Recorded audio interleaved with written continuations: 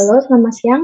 Kembali lagi dengan saya Priscil Sasabda Pratama dengan jabatan tugas mekanik bandara di kantor UPBU kelas 3 Tanjung Harapan.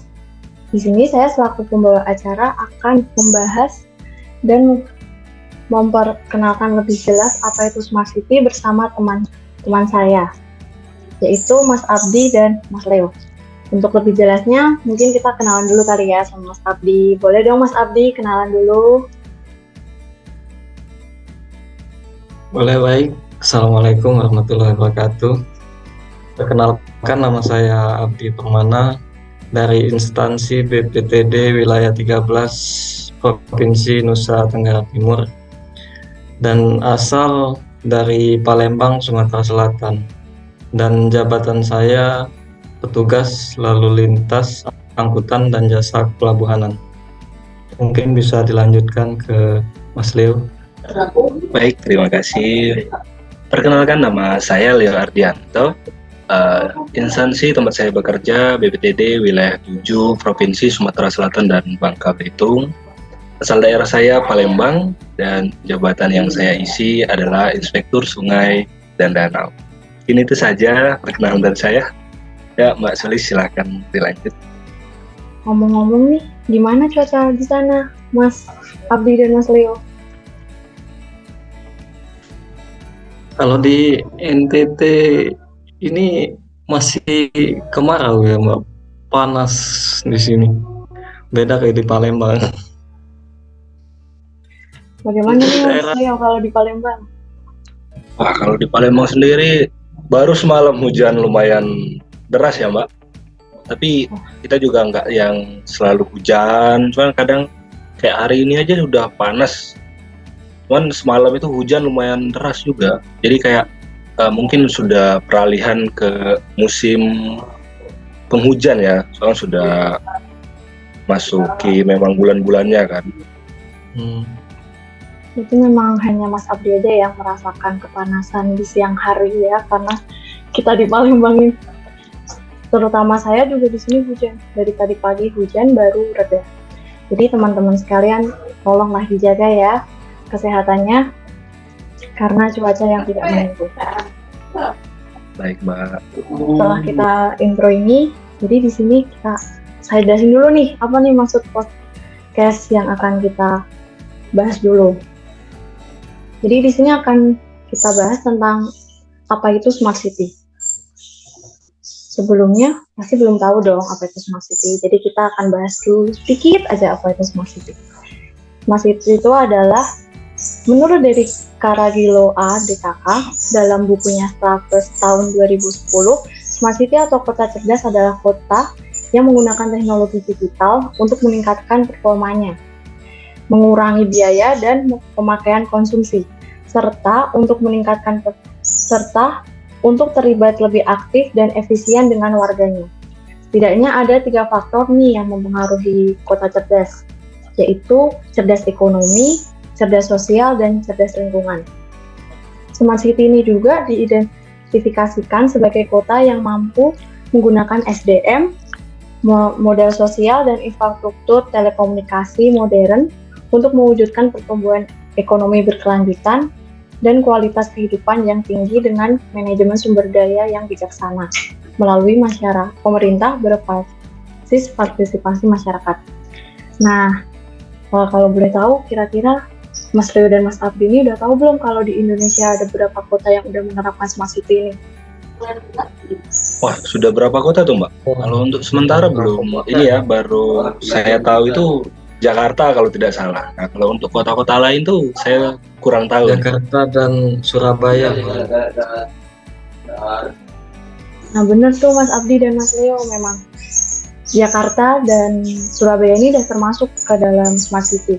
Tapi ada beberapa kota nih, ternyata di Indonesia sendiri itu ada 8 kota. Yang tadi sudah disebutkan adalah Jakarta dan Surabaya. Lalu ada Semarang, Denpasar, Makassar, Jogja, Banyuwangi, dan yang terakhir adalah Bandung. Tapi karena terlalu banyak, mungkin kita persempit aja kali ya. Kita bahasnya Jakarta saja. Gimana nih, Mas? Boleh sih, Mbak. Saya soalnya agak sedikit ada pengetahuan sedikit lah tentang Jakarta ya, jadi bisa lah. Jadi gimana nih Mas Abdi, setuju nggak nih kira-kira kalau Jakarta yang kita angkat?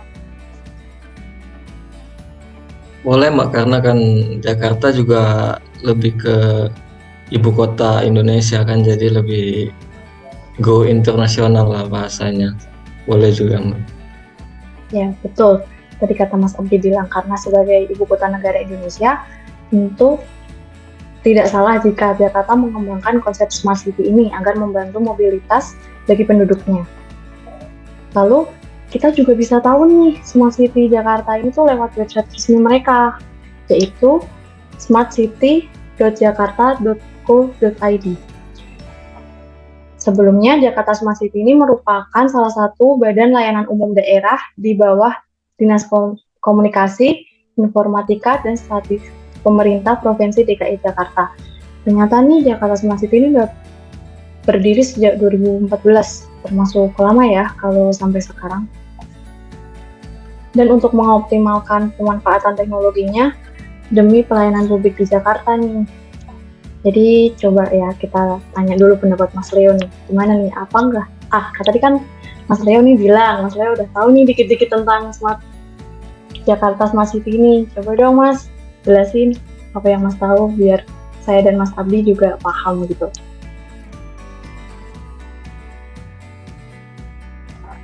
Baik, Mbak Sulis dan Mas Abdi, saya sedikit sharing lah ya, berbagi informasi. Sepengetahuan saya di DKI sendiri ada beberapa sudah punya situs web atau aplikasi untuk penyampaian keluhan atau untuk layanan. Nah, ada salah satu yang menarik bagi saya, ada aplikasi atau web yang namanya CRM. CRM ini kepanjangan dari Cepat Respon Masyarakat. Nah, CRM ini sendiri mengintegrasikan kanal pengaduan resmi ke Pemprov DKI Jakarta, sehingga warga bisa langsung lapor tentang masalah apapun di DKI Jakarta. Tentunya masalah lingkungan dong, bukan masalah pribadi. Itu jangan sampai ya.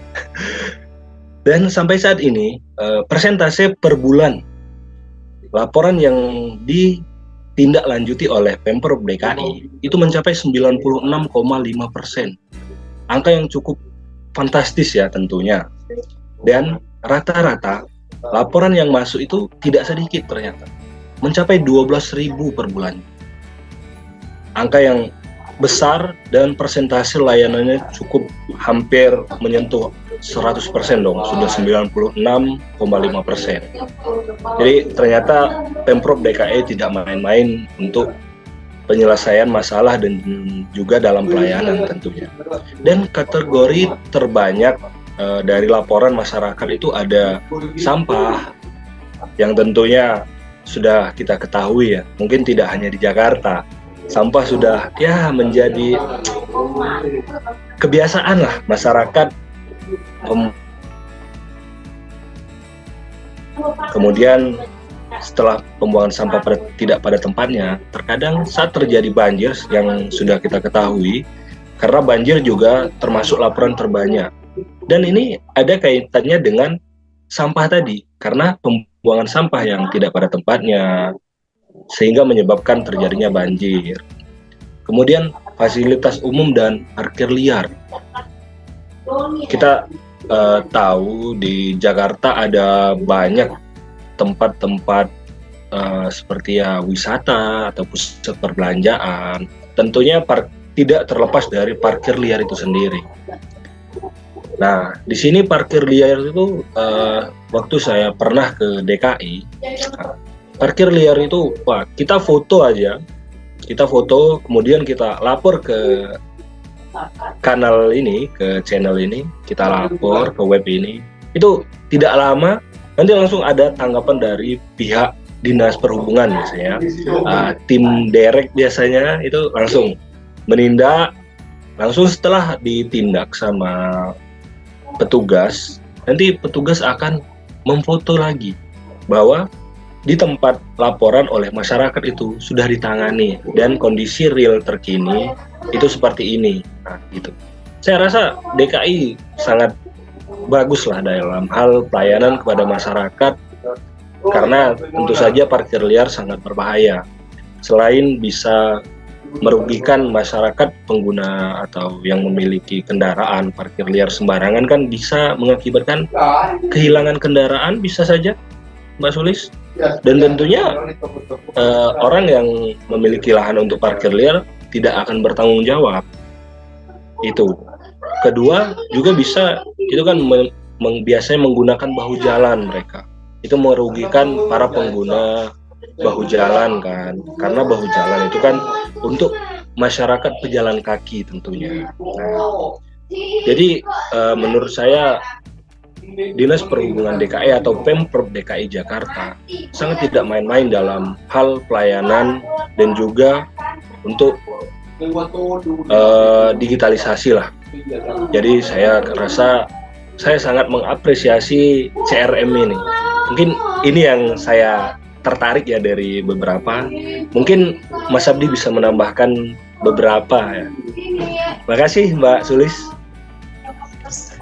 Baik Mas Leo, jadi emang ternyata pemerintah Provinsi Jakarta ini sangat gercep ya, dan sangat nggak main-main gitu. Dia udah berani menerapkan dan ya memang berjalan seperti itu. Coba Mas Abdi, siapa tahu ada pendapatnya nih tentang yang udah disampaikan sama Mas Leo nih tentang CRM. Siapa tahu Mas Abdi kepo atau ingin tanya apa gitu. Mumpung Mas Leo ini juga ini tahu kan? Baik, Mbak. Menurut saya emang bagus ini aplikasi karena di ibu kota kita ini masalahnya sudah sangat kompleks ya. Apalagi di era digital ini juga kalau ibu kota kita tidak menggunakan teknologi yang terbaru bakal tertinggal. Dan juga dari aplikasi pun kita bisa tahu dan bisa menikmati Jakarta dari kejauhan dimanapun kita berada. Jadi kita bisa jalan-jalan virtual di pusat kota, menikmati indahnya ruang terbuka hijau, dan menjelajahi Kepulauan Seribu. Di sini kita juga bisa melihat 360 derajat kota Jakarta. Jadi gimana kondisinya sekarang? Semua orang Indonesia itu bisa melihat Jakarta itu gimana. Jadi tidak ada yang buta lagi tentang Jakarta dengan ibu kotanya sendiri gitu. Jadi produk Jakarta Smart City ini juga selain CRM juga ada Jaki ya. Jadi Jaki di sini menurut saya juga sangat membantu karena di dalam Jaki ini ada fitur-fitur yang membantu masyarakat Jakarta yang seperti pendaftaran vaksinasi, jak lapor, jak warta, tanggap COVID-19, ambulan, jak pantau, dan jak pangan.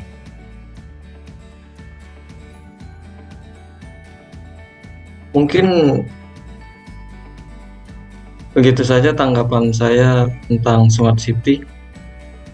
Bisa ditambahkan Mbak Sulis lagi. Terima kasih. Sama-sama Mas. Tapi saya masih kepo nih tentang Jakarta Virtual tuh. Berarti kita bisa healing gratis ya kalau kayak gitu ceritanya kan?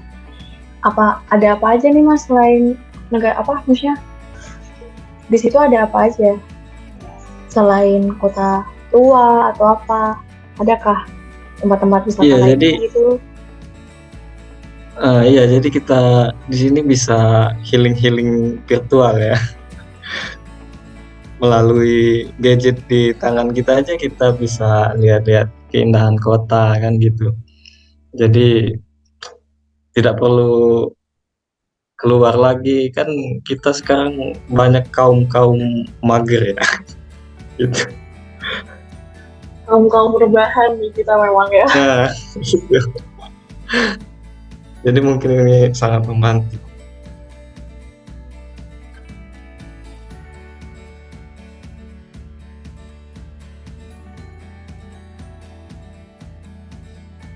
Jadi Mas Leo ada mau yang tambahin lagi nggak nih kira-kira? Atau mau tanya tentang virtual tournya yang udah dijelasin sama Mas Abdi?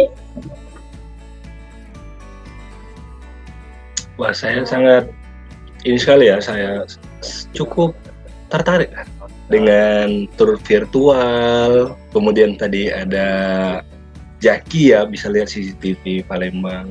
Soalnya saya dulu pernah 2015-an, 6-7 tahun yang lalu tuh saya pernah liburan ke Pulau Seribu. Ya kayaknya saya kangen nih ya, mungkin bisa lah saya lewat tour virtual. Jadi kayak wah, mengenang lagi kan. Karena untuk saat ini berhubung masih bekerja, kemudian juga masih dalam rangka COVID lah ya kita ya. Jadi untuk kemana-mana juga sedikit sulit lah, agak repot kan. Jadi kayaknya tour virtual cukup bagus lah ya. Sambil kita rebahan kan, jadi berasa kayak wah, wajib nih saya coba nanti Mas Abdi, Mbak Sulis. Kayaknya kita perlu coba ya Mbak Sulis. Kayaknya kita perlu coba nih ya, setidaknya untuk menghilangkan rasa suntuk kerja terus nih ya kan, kayak bosan gitu. Apalagi tanpa biaya kan, kayak sangat menggiurkan sekali kan. Iya, betul sekali itu Mas Sulis. Ya kita cuma pakai handphone kan, udah bisa menjelajah DKI Jakarta lah ya. Apalagi yang DKI Jakarta, kalau untuk tempat liburan kan, tempat healing kan ya Pulau Seribu lah ya, banyak pulau-pulau di sana, ada Pulau Pari, Pulau Pramuka, Pulau Tidung, ya masih banyak lah pulau-pulaunya. Jadi kayaknya kita cuman bermodalkan handphone, kuota, udah kita bisa udah liburan lah ya, bisa healing-healing gratis lah.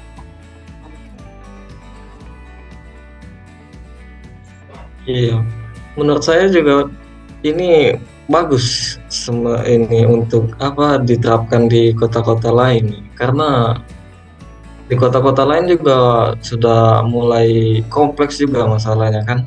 Kata Mas Leo tadi kan ada kayak parkir liar, kalau dipoto langsung ditanggapin di sub kan, langsung diderek. Menurut saya di kota lain juga perlu penerapan ini gitu.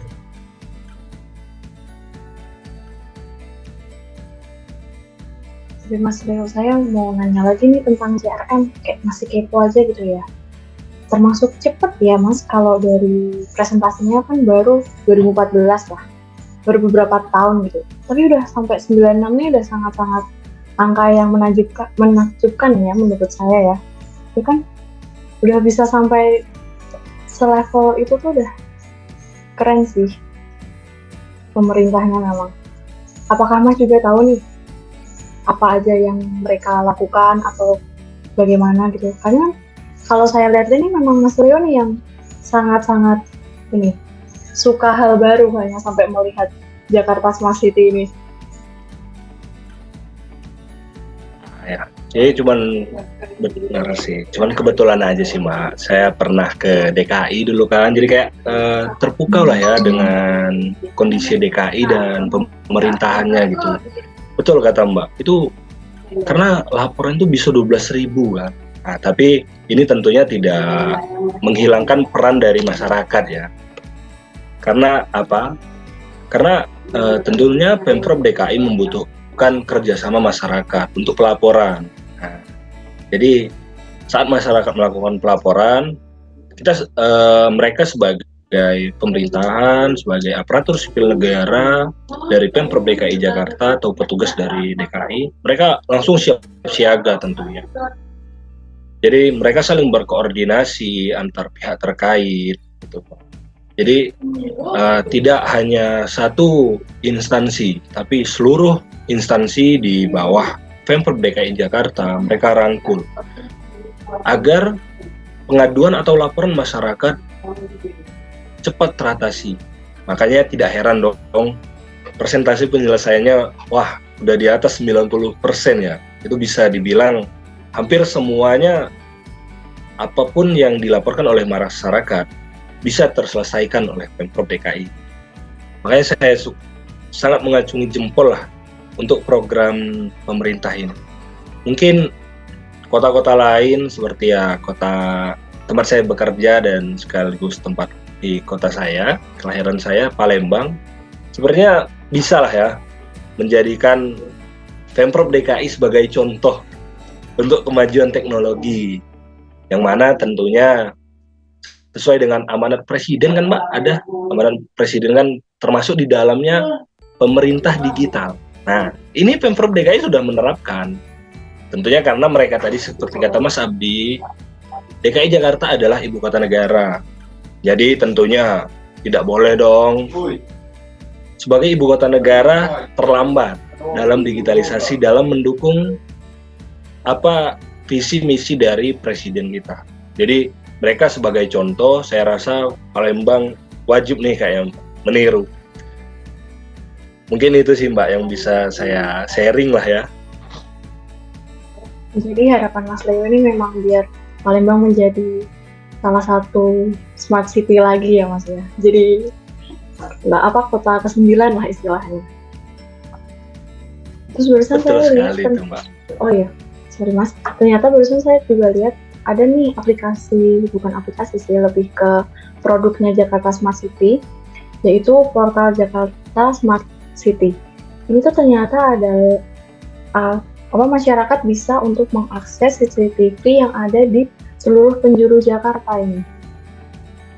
Mulai dari taman, rumah sakit, dan lain-lainnya. Semuanya bisa diakses oleh masyarakat umum.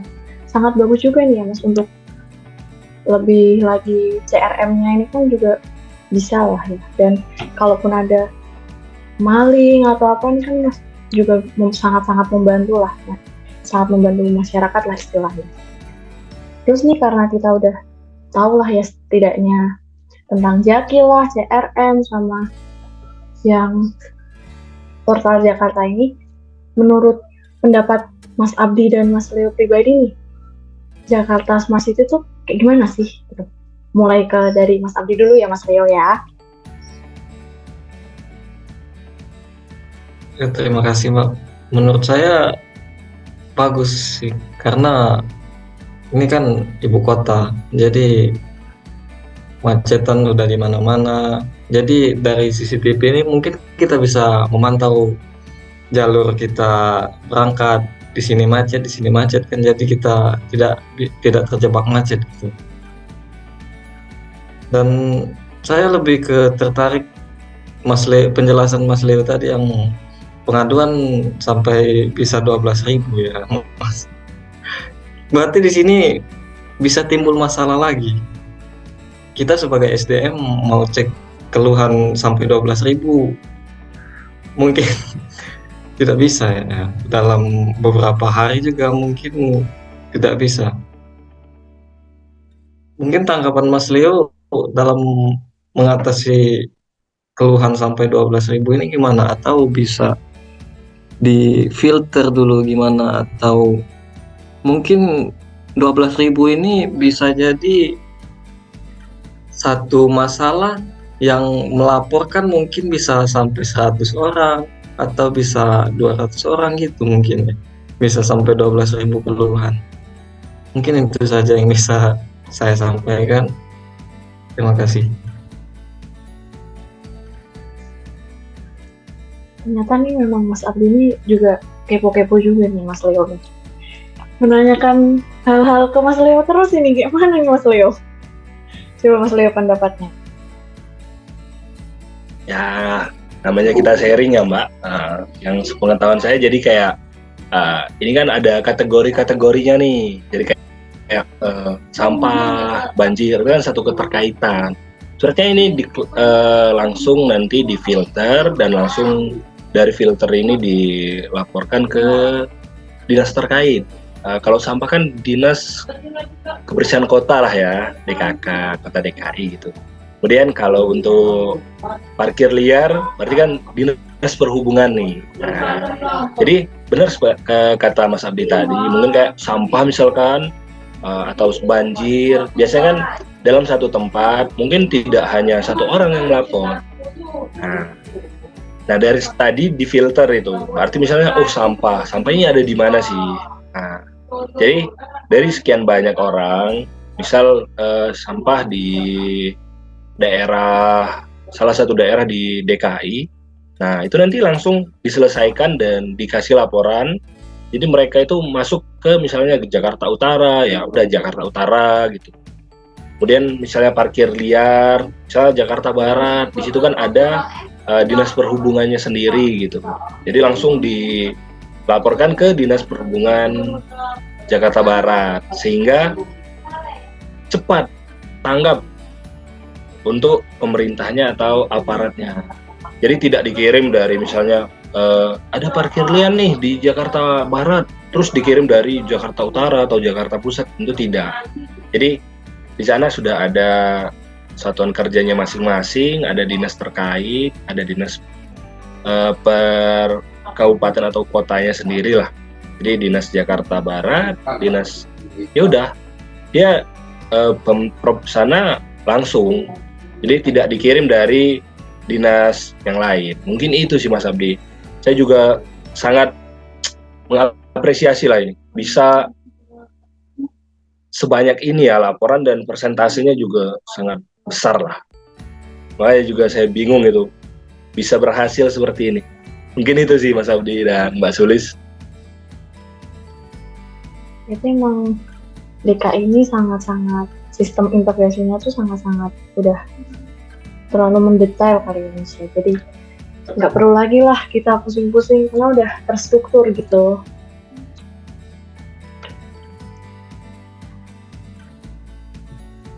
Lalu nih Mas, ternyata nih Jakarta Smart City ini mengadopsi konsep kota pintar dengan menerapkan 6 indikator nih. Nah, indikatornya itu smart government, smart economy, smart environment, smart people, smart mobility, dan smart living. Nah, maka dari itu yang tadi Mas Leo jelaskan ini memang benar karena mereka sudah terintegrasi satu sama lain gitu. Terus tapi nih mau nanya juga nih, kan kita membahas tentang digitalisasi nih. Kira-kira Mas Abdi sama Mas Leo ini juga tahu nggak sih 4 pilar literasi digital nih? Coba Mas Abdi kah atau Mas Leo nih yang mau menjawab nih, kira-kira nih?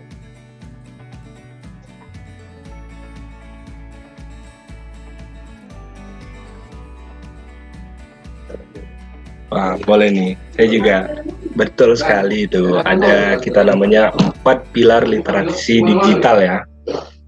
Nah, 4 literasi digital ini ya maksudnya kita harus ada pembelajaran lah ya, literasinya, pembelajaran untuk dalam bermedia sosial. 4 literasi digital ini yang pertama tuh digital skill, kemudian ada namanya digital safety, terus digital etik, sama digital culture nih Mbak Sulis. Jadi kita dalam bermedia sosial, dalam dunia digitalisasi, kita harus memahami 4 konsep ini. Yang mana digital skill ya, kita harus mempunyai skill dong dalam menggunakan media sosial. Kemudian etik itu kan kita harus punya etika lah. Kita nggak boleh kan sekarang di media sosial tuh kayak wah kita salah sedikit tuh wah hujat. Itu kan penyalahgunaan lah ya. Kita harusnya saling support gitu kan. Kemudian digital culture.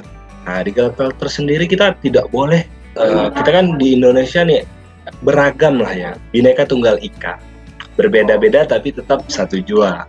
Nah, ada keanekaragaman tentunya di Indonesia. Jadi kita harus saling menghargai antar umat beragama, antar suku dan budaya. Jadi kita tidak boleh sarah lah, menjelek-jelekan segala macam, karena itu bisa pecah belah.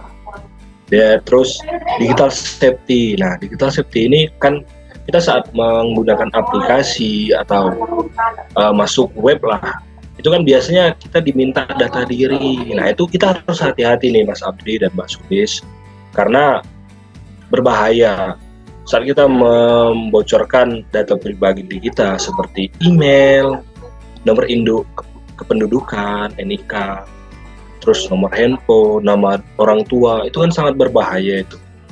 Makanya kita harus berhati-hati karena di era sekarang banyak penipuan-penipuan menggunakan media sosial. Mungkin itu sih Mbak, dan juga Mas Abdi. Oh, baik Mas Leo, terima kasih. Kalau menurut Mas Abdi kayak mana nih Mas? Pendapatnya tentang Baik, yang udah dijelaskan Mas Leo ini. baik Mbak, mungkin saya bisa memberikan 4 komponen percepatan digitalisasi. Yang pertama itu penyelesaian pembangunan infrastruktur telekomunikasi dan informatika yang merata dan berkualitas. Kedua, pengembangan SDM atau talenta digital dengan jumlah dan kualitas yang memadai serta berkelanjutan. Seperti kita sekarang ini kan, jadi SDM sudah mulai digencar-gencarkan pengetahuan tentang digitalisasi.